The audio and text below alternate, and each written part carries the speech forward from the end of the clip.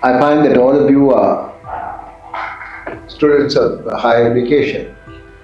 So you may want to know exactly what exactly is our perception of the problem. So I made it a point to write something down. I hope you don't mind my reading it out. I thank the organizers for making it possible for all of us to be present here today. In explaining our perception of the problems involved vis-a-vis the northeastern Sri Lankan Tamil speaking people, I believe it needs to be looked at from three standpoints. One, from a geopolitical angle. Two, from the point of view of the northeastern Tamil speaking people, and the details of some of which was mentioned by Swamiji. Three, by considering the present position of the Indo-Sri Lankan Accord of 1987. Looking at the situation from a geopolitical angle, we find that there is a sort of a cold war, I don't have to tell you, prevailing now between India and China. How could the Tamil-speaking people living close to South India help India strategically in this ambience of a cold war? It is our view that India should position itself firmly in the northeastern area of Sri Lanka by gaining a stronghold in economic, social, cultural and political fields. Indian government controlled investments in the northeast with the concurrence of the central government of Sri Lanka and the Tamil national leadership would guarantee security to the investments. Many an attempt at investment by a Tamil diaspora has been foiled by concerns regarding the possibility that the central government of Sri Lanka might label the investors as pro-tigers and curtail or freeze the investments at some stage. There are some accounts which has a large number of amount, TRO account is still is freeze, and that money is just, the government is using that and it has been frozen. So it can happen to anybody who comes in from the diaspora and investing. Sri Lanka wants investments to bring foreign exchange into the island, but would not like the Tamil-speaking areas to flourish or prosper. That is the secret of it. They would call everybody to bring the money in because they want the money to come in, but they don't want the Tamil areas to prosper. So that is the dilemma that we are faced with. One of the easier way to gain a foothold, these are our recommendations. One of the easier way to gain a foothold in the north would be by offering to desilt and rehabilitate the several tanks in the north. You know, the north doesn't have any rivers. We have quite a large chain of tanks, and these tanks, if desilted and made ready for tourists to come and be there, it would bring in foreign exchange. It can be also good for the fishermen, fresh fish fishermen to use it. Desilting and building the surrounding areas of selected large tanks to cater to tourists as well as freshwater fishermen would be beneficial to all. Building up solar panels in these expanses of water to generate electricity could be an option. I'm just giving you examples and for you to think over these things. And if you think over, these ideas could snowball and then find its way into the corridors of the parliamentarians here. I had earlier requested the Indian High Commissioner when I was Chief Minister of the Northern Province to build up the connecting marine road by the side of the sea on the eastern side between the north and the east along the eastern coast, facilitating communication between the Tamil-speaking north and east. I find that one of your articles does refer to this with regard to the connection between the north and east. I remember giving details of expenses involved at that time because the then High Commissioner wanted me to give the details of expenses, and I did give them. Though the then High Commissioner was in favor of that project, nothing came out of it. I have a feeling Sri Lankan government was not in favor of it. Rehabilitating, this is another recommendation, rehabilitating the Trikoneshwaram temple in the Trincomalee district in the eastern province, akin to what was done in Tirukeswaran temple in the Mannar district, is an ideal way to gain a strong presence in the Trincomalee district. Honorable Nirmala Sitharaman came over just 2 weeks ago, a week ago, referred to such a project when she was in Trincomalee recently.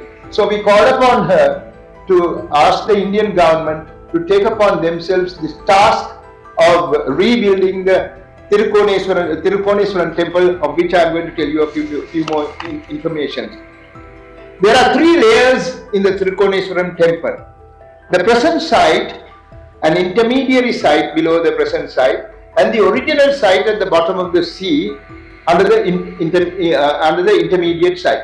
So there are 3 layers. The present temple was built somewhere in the middle of the 20th century. The second layer were the remains of the temple that existed prior to the coming into being of the present temple. But the third layer, lying down under the sea, and the Sri Lankan government won't allow people to go there now, under the sea, is the most important part of the original temple, which had stood at least from 2000 years ago. The Tirukoneswaran temple deity had been referred to in the Psalms of Nayanmars, who led the movement of Saiva devotion in South India several centuries ago. There is an important incident or an interesting incident to be related with regard to the original Shivalingam lying at the bottom of the sea.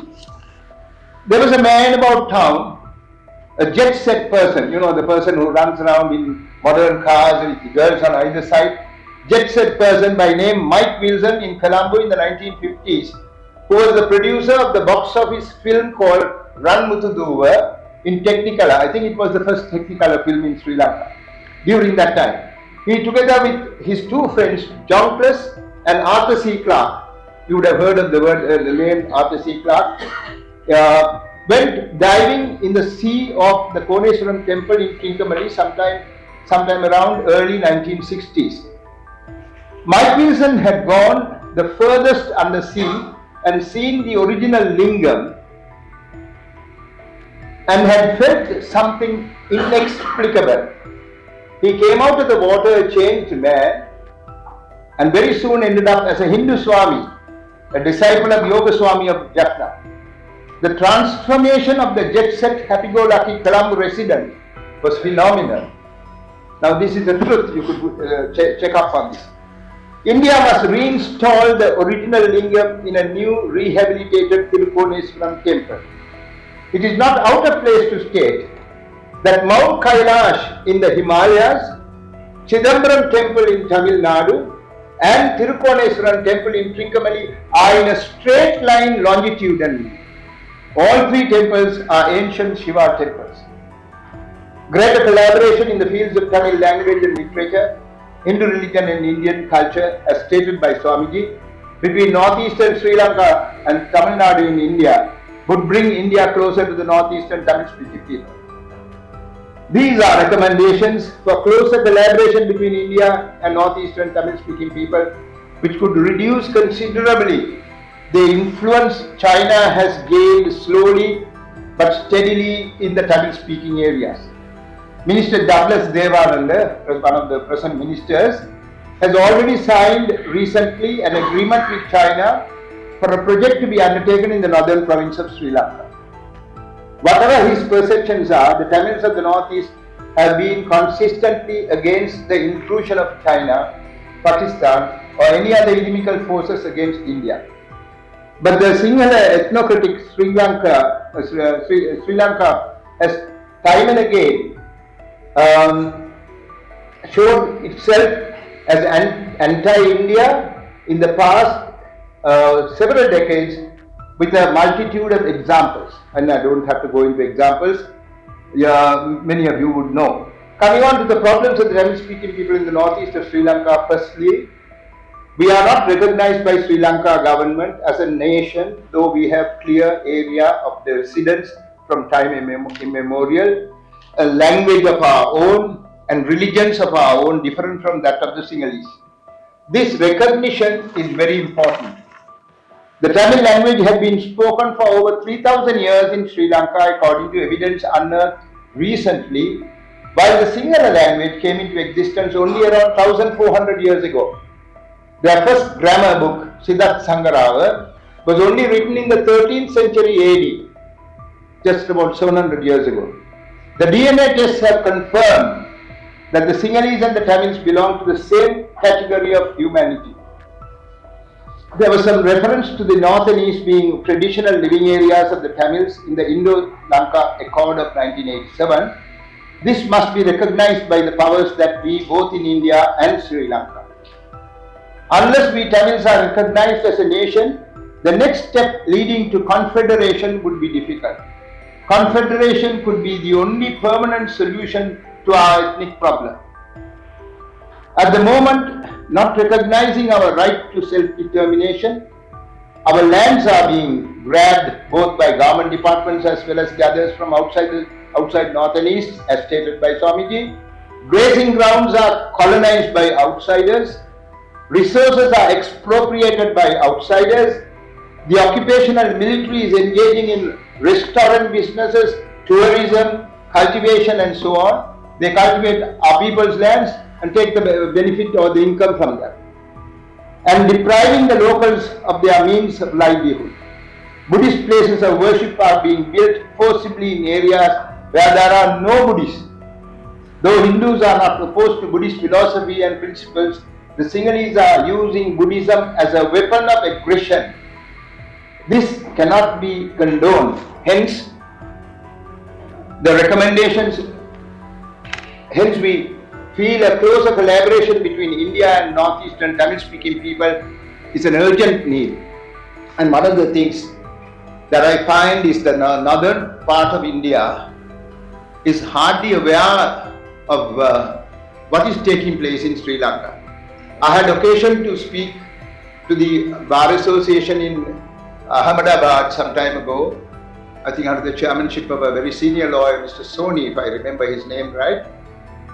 And after the lecture, many of them came and said, look, Mr. Vigneswaran, we thought that there was a terrorist problem in Sri Lanka. We never knew that all these problems were there. In Sri Lanka, the Tamils were the victims of aggression and brutality and discrimination and deprivation, death, damage and the discrimination in that area. We were unable, we were unaware, they said. So that is one of the reasons why I would like to place before you the position of the Tamils in the north and eastern provinces.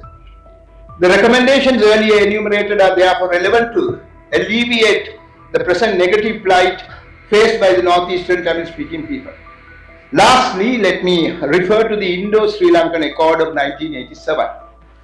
The successive Sri Lankan governments have not held provincial council elections after 2018 until today. 5 years have passed. It appears that the present president has no idea of holding the provincial council elections. Now, provincial council elections was originally intended as some sort of a devolution to be given to the people of the north and east.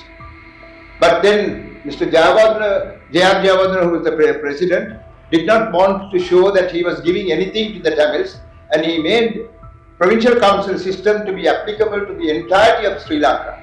So 9 provinces were given provincial councils.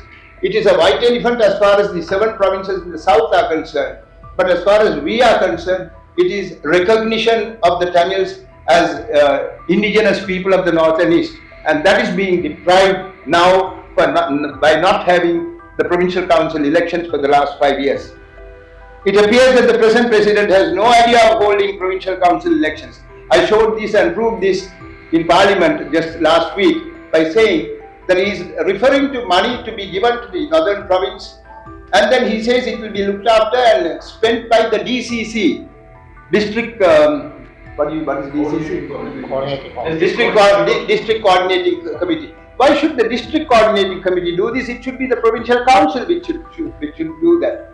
Then he says the Secretary of the Provincial Council, who is a Sinhalese, who has been brought in there, has been tasked to spend the money in some other matter. So he is not thinking in terms of the existence of a Provincial Council in the near future in the north and east. Thus the 13th Amendment has become a dead letter as far as we are concerned. Though the 13th Amendment enacted under the unitary constitution is no solution at all to the problems of the northeastern speaking people, yet at least the implementation of the 13th Amendment in its original form could clothe the people of the Northeast with some amount of political power. There is discussion going on in government circles to bring in a new constitution. The idea seems to be to oust the jurisdiction that India has on account of the Indo-Sri Lanka Accord to interfere in favor of the Tamils, and having ousted India's presence after that, to foist an ethnocratic constitution prejudicial to the Tamil speaking in the long run. This must be foiled. I hope to understand what I am trying to say. The idea seems to be to promise the Tamils, we are going to bring you a very good new constitution, and then get rid of the present constitution and the 13th Amendment with it, and the right of India to come and question with regard, because of the 13th Amendment and Indo-Sri Lanka Accord. Later on, once the India's position in this is taken away, to go back and have amendments to the constitution and deprive us of whatever, even what little that we may have at the moment. So this must be foiled. Today the North and East are being governed by the centre with the help of the military under a unitary constitution. India therefore has a moral and legal responsibility to request the full implementation of the Indo-Sri Lankan Accord. The problems enumerated above and the recommendations suggested could be a starting point for our discussion, and therefore any questions would certainly be answered by us. Thank you very much.